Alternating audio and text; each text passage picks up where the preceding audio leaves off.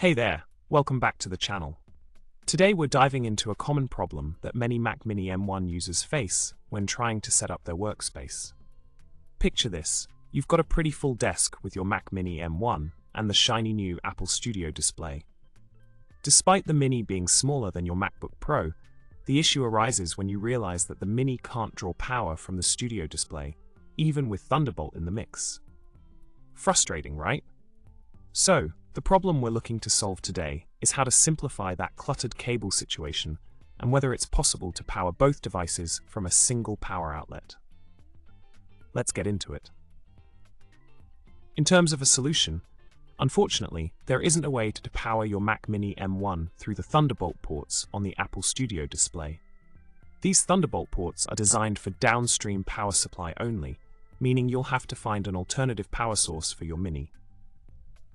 The simplest way around this issue is to use an extension strip, preferably one with surge protection, and some cable ties.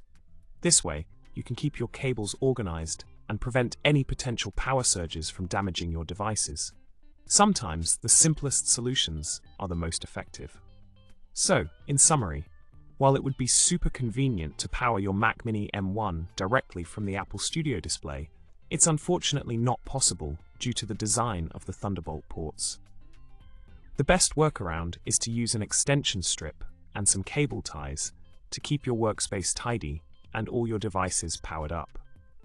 I hope this solution helps simplify things for you and makes your setup a little more manageable.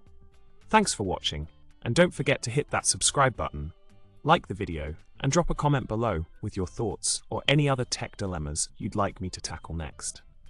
Until next time, stay tech savvy, folks.